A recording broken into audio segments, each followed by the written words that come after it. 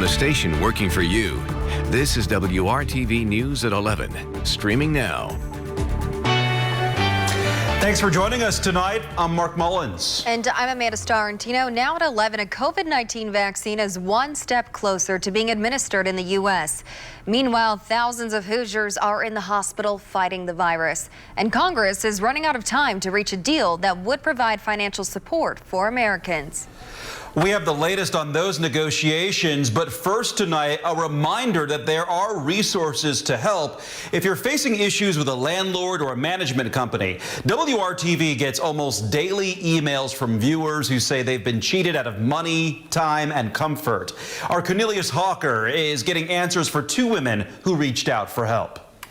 Haley Miller Rush got quite the surprise at the beginning of this week. So I woke up and I went to go to work, and when I came outside, my car was gone. Haley soon found out her car had been towed by her apartment complex, and she didn't understand why. She pays rent on time every month, and that includes parking. I pay to park where I live, and I have proof that I've paid, and they still towed my car in. Now, she's out $150 and isn't sure what to do next. Michelle Tackett is in an even more dire situation. 8 days before they were going to close the building down, they said, well, y'all got to leave. And I'm like, wait a minute, we don't have no place to go right now. They're like, well, no, you got to leave. Leading up to being evicted from her apartment, she says her landlord tried to force her out by making her time there miserable.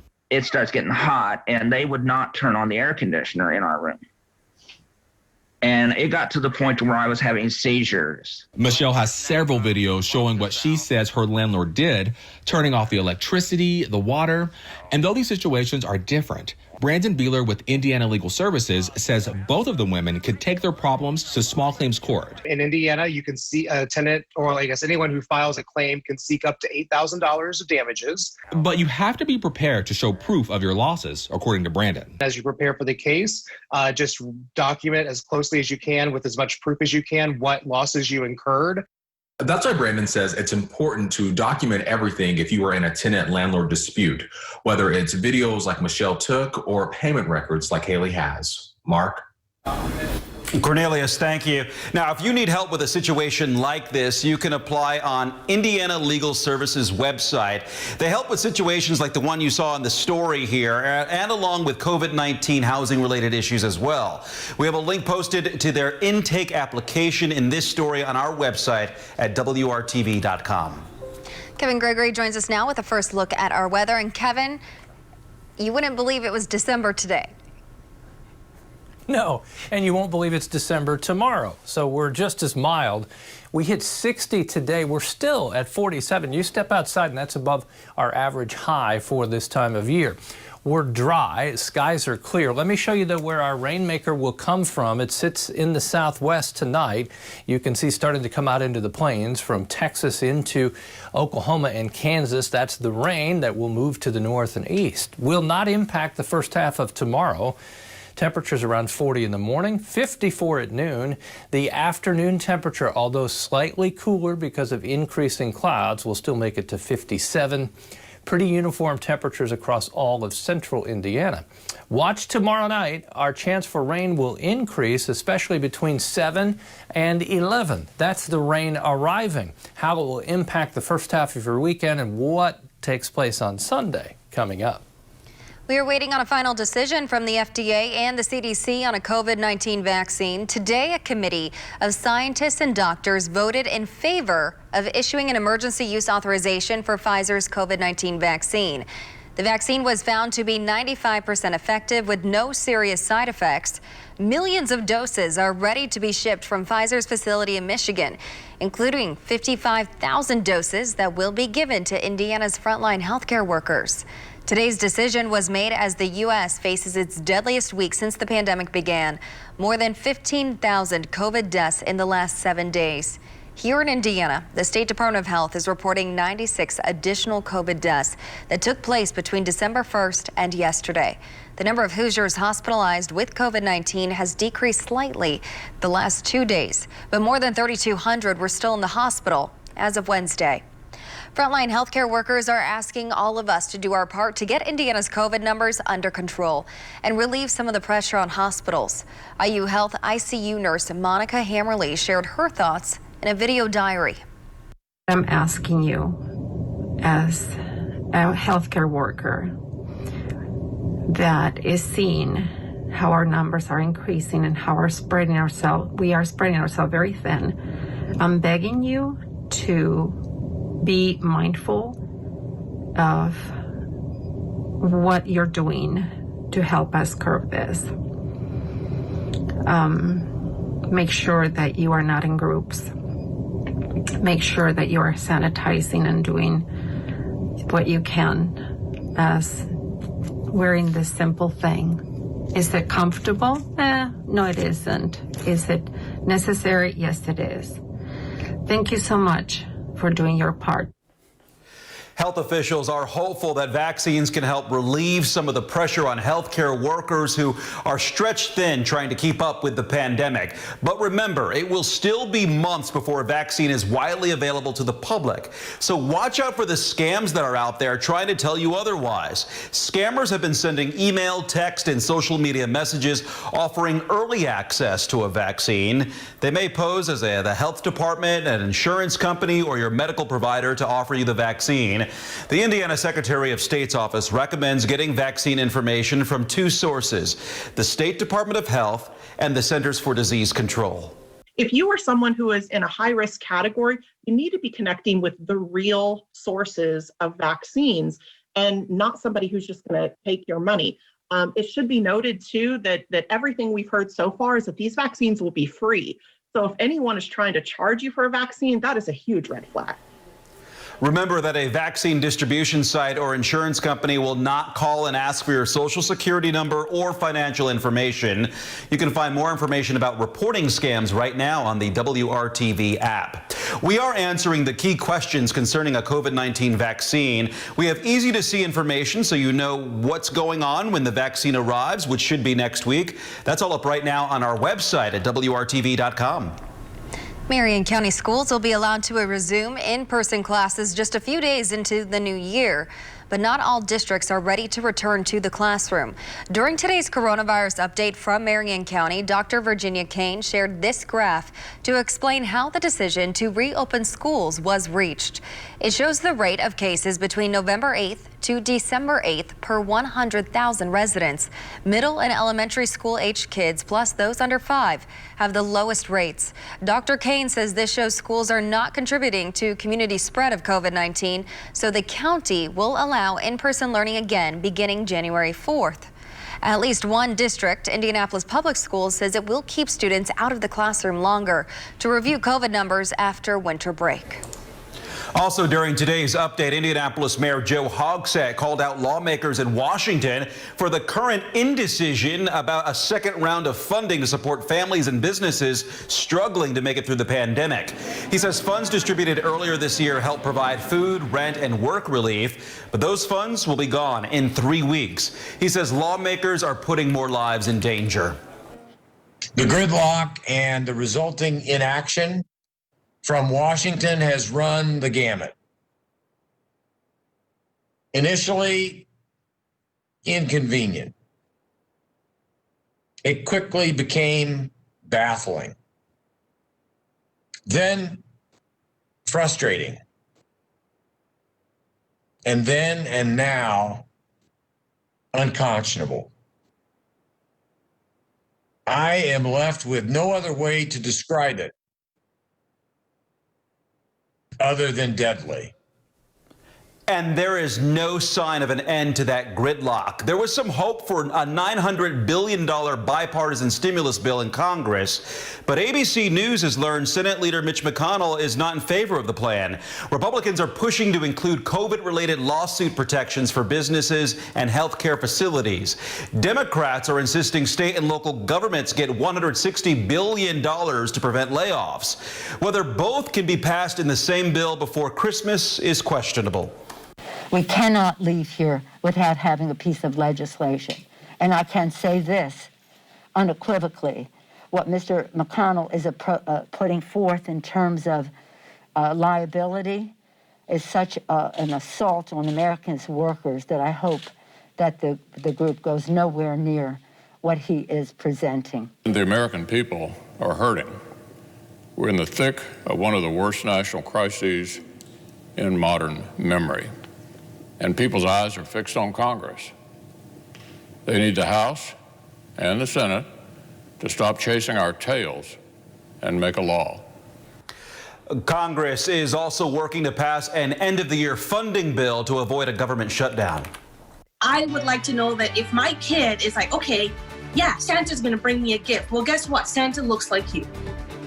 Santa looks like you because you matter, and then your culture matters. Coming up, a children's book author talks about the importance of diversity as a tool to educate and empower young readers. They've adapted, adjusted, and adapted again as restrictions change and small business owners work to keep their customers safe. Still ahead, a local business owner shares how shopping local supports your neighbors during this tough time.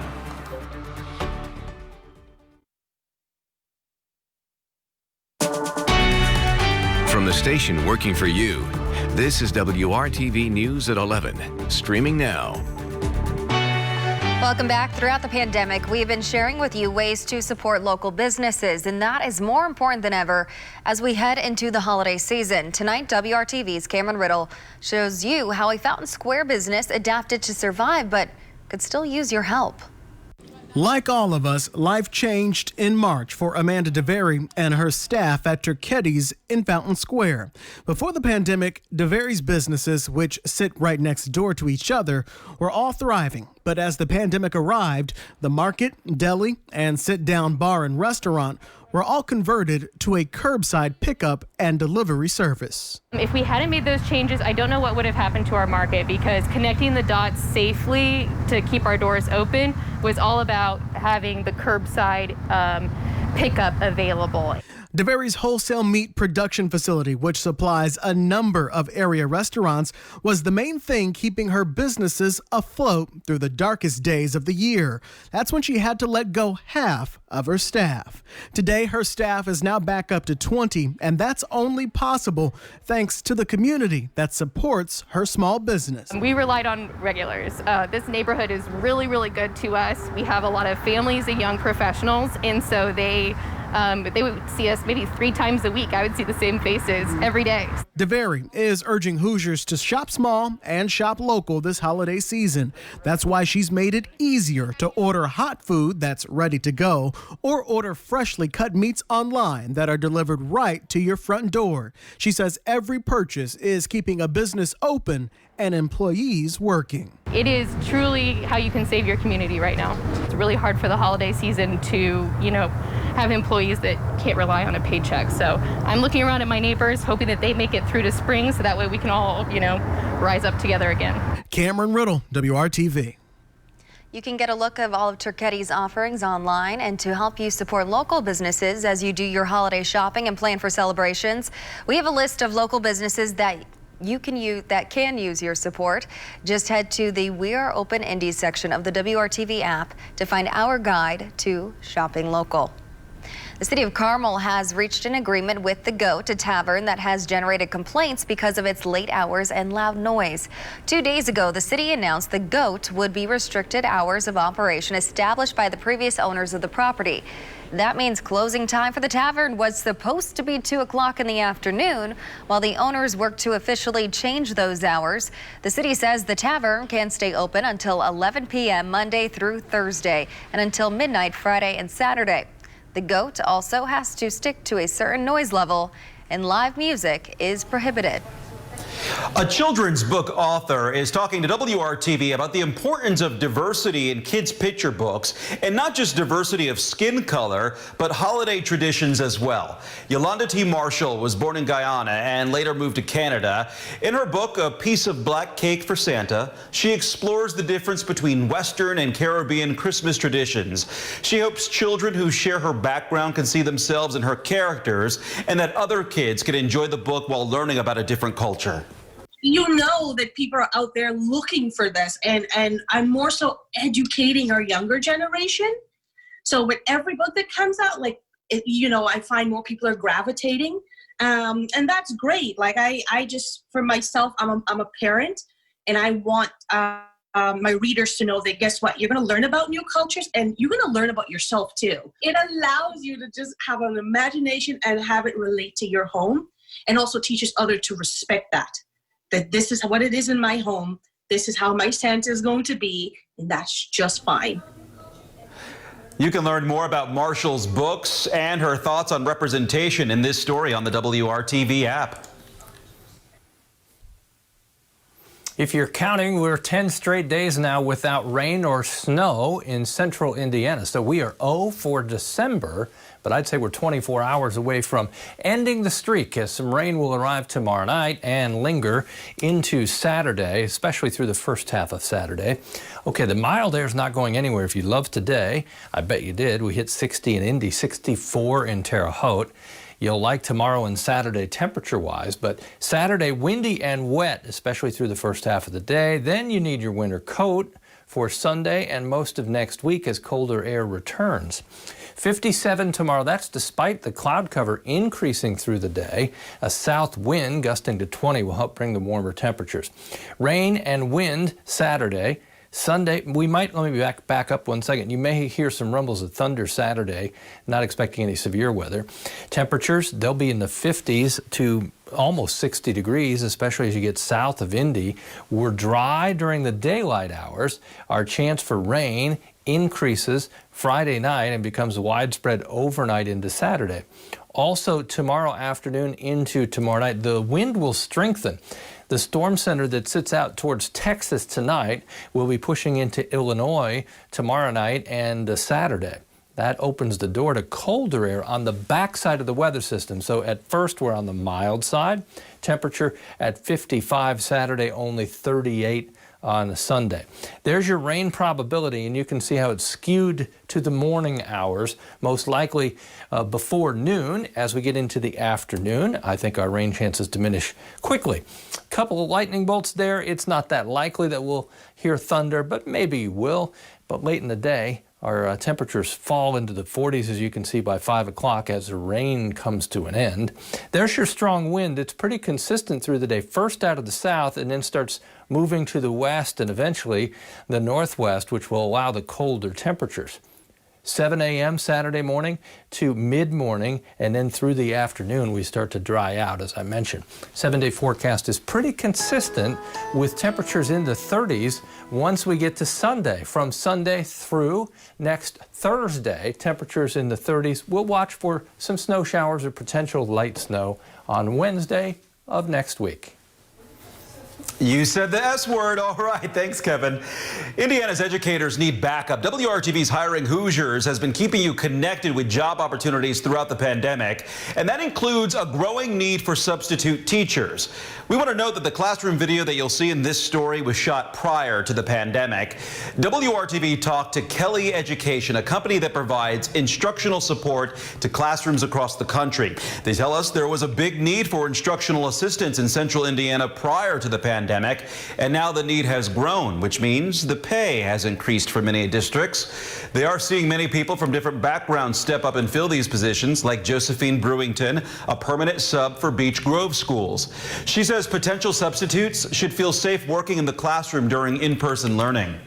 We have our masks that we have to put on every single day. The kids are wonderful. We have our hand sanitizer. We're cleaning. Kids are washing their hands. We're trying to be so safe because teachers don't want to get sick. To become a substitute teacher, you need at least 60 college credit hours or an associate's degree, but you do not need to study education. And while many college students are home and taking classes online, this could be a great opportunity for aspiring teachers to get hours and experience in the classroom or assisting with virtual learning. If you do not meet the requirements for a sub, Beckner says that schools are in need of other support staff positions as well. For more information, you can visit hiringhoosiers.com. Still ahead tonight on the news at 11, an unexpected industry is thriving during the pandemic. Collectors are making big bucks off their old sports cards, and the market is booming.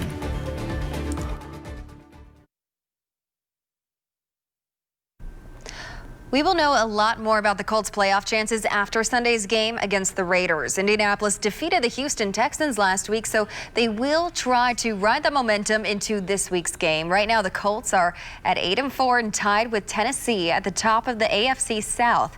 Currently, Tennessee holds the tiebreaker over the Colts. So as it stands now, Indianapolis is in the 7th and final playoff spot. But the Raiders are 7-5, just a game behind the Colts, and Vegas is looking to get into the playoff picture with a win. As many businesses struggle during the pandemic, one industry is thriving. Scripps reporter Kai Beach shows you that sports trading cards are making a major comeback and generating big interest and big bucks. Just a nostalgia thing, the community. What once was considered a childhood hobby, Dad got me into it, has become a way to earn extra income as an adult. 205.20. The business of trading, buying, and selling sports cards is booming. Cards that used to be worth $10 and $20 are now selling well upwards of $100. And more people are now cashing in on these collectibles. How big you'll be there? $75 for a few rookies and inserts. It makes a lot of difference to put a few extra dollars in your pocket. And try not to drop them. At Mike's Stadium Sports Cards, the XR actually does have a lot more one-of-ones possible within it. Owner Mike Fruitman says sports cards are more popular than ever. And then you're also getting 2 autographs in every pack. He compares buying the card of an athlete to buying stock in a company. We had a card that got pulled last night. It featured autographs from R.J. Barrett and Zion Williamson, and we anticipate that's going to be a $2,000 card that we pulled out of one of our boxes for one of our collectors. And while many businesses are suffering during the pandemic, Fruitman says this industry is seeing some of its biggest sales since the pandemic began. 33, 189. Especially once they moved online. We had a lot of people who were bored, who were looking for entertainment. We were going online every day during COVID, and our viewership was impressive. We were getting viewers that we'd never seen before. Buying cards in person is still profitable.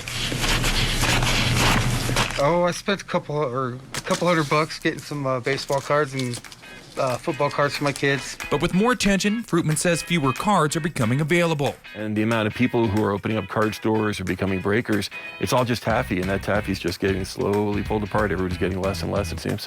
Card collectors believe the future of this industry depends on part of the popularity. We also got Tom Brady on the books. I talked to Brady yesterday. Right now you've got videos of Mark Wahlberg opening up boxes with his kids. Steve Aoki, who's a very large, popular DJ, has opened up his own sports card trading store in Los Angeles. For now, sports cards are combining entertainment and economics. No signs of slowing down. 2020 mosaic. Depends on how much you can invest. But yeah, there's plenty of money to be made. I'm Kai Beach reporting.